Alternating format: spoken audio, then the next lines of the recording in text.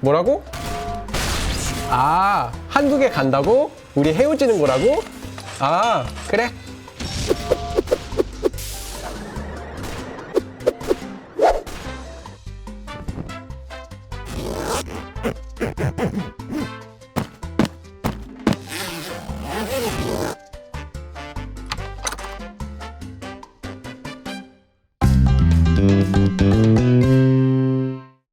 안녕! In this lesson, we'll talk about causative verbs. First of all, don't be scared off by the word causative. A causative verb is just a verb that's causing someone else to do something. For example, back in a previous episode, we learned how to say to make someone do something. Here's a quick review. Take a verb stem and attach 게, then conjugate the verb 하다 or the verb 만들다. So you can say I made my friend angry using either of these two sentences. 제 친구를 화나게 했어요. Or 제 친구를 화나게 만들었어요. And causative verbs are also used to mean that you're making someone or causing someone to do something.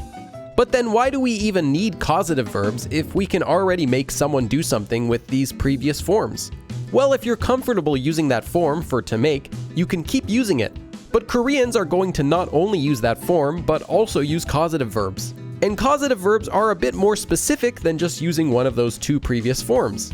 Here's an example. 철수가 일어나게 만들었어요. I made 철수 wake up. But this sentence is stiff, it's boring, it's too literal. There's a more natural way that we can say this in Korean, but there's also a more natural way we could say this in English too. What if instead of I made him wake up, we just said I woke him up? The meaning is the same, but it would sound more natural in both Korean and English. And we can also make our Korean sentences more natural using causative verbs. There is a causative verb for to wake someone, and it's 깨우다. And when we use causative verbs, we don't have to use any special grammar with them. So our previous sentence could just be this. 철수를 깨웠어요. I woke up 철수. Now we have a shorter and more natural sounding sentence. Okay, I know what you might be thinking already. Billy, does this mean I have to learn a new causative verb for every Korean verb? And the answer is no, you don't. There are only a few commonly used causative verbs that you need to learn. Here are 10 common causative verbs. 먹이다, to feed someone. This is the causative form of the verb 먹다, to eat. 죽이다, to kill someone. This comes from 죽다, to die. You might have already seen this one before, but now you can also know that it's a causative verb. 깨우다, to wake someone up, as we saw in our example. 앉히다, to make someone sit down or to seat someone. This is the causative form of 앉다, to sit down. 울리다, to make someone cry. This comes from the verb 울다, to cry. 낮추다, to lower. This comes from the descriptive verb 낮다, to be low. 높이다, to raise. This comes from the descriptive verb 높다, to be high. 태우다, to give someone a ride.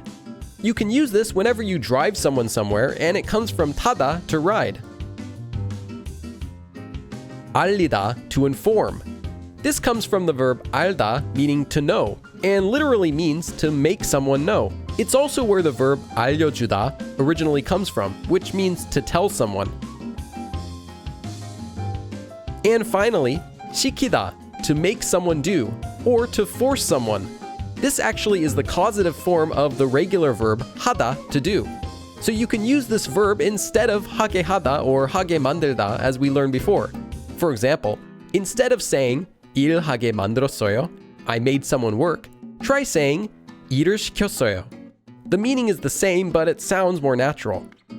In fact, if the concept of causative verbs is still a bit confusing, then don't think of these as being causative verbs at all. Instead, just memorize them the same way you'd learn any verb. For example, just memorize 죽이다 as to kill, 깨우다 as to wake someone up, and so forth.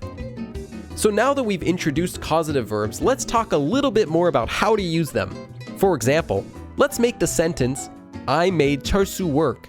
First of all, if you don't want to deal with causatives, you can say 철수가 일하게 만들었어요. I made 철수 work.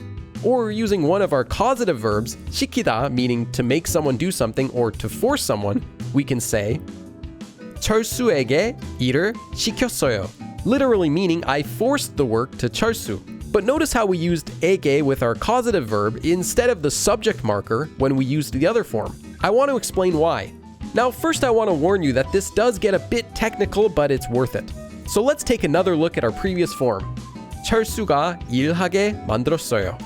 What this literally means is, I made it so that, or I made things so that, 철수 is the one who works. We use the subject marker because 철수 is working, and the 게 만들다 form at the end literally means to make it so that, or to make things in such a way that something happens. So again, 철수가 일하게 만들었어요 literally means I made things in such a way that 철수 works, or more naturally translated, just I made 철수 work. But causative verbs don't do that, they translate more simply. So 철수에게 일을 시켰어요 literally translates as I forced the work, here 일, which is marked with the object marker, to 철수. Here are another two examples of causative verbs. 철수가 빵을 먹게 만들었어요. I made 철수 eat the bread. And 철수에게 빵을 먹였어요. I fed the bread to 철수. The first sentence literally means I made things so that 철수 is the one who eats bread, while the second sentence literally means I fed bread, here 빵 marked with the object marker, to 철수. Because of this, I actually recommend using causative verbs whenever possible. Causatives also just make more sense in English, so you're less likely to make mistakes when using them. But it's up to you. Use whatever you feel comfortable with.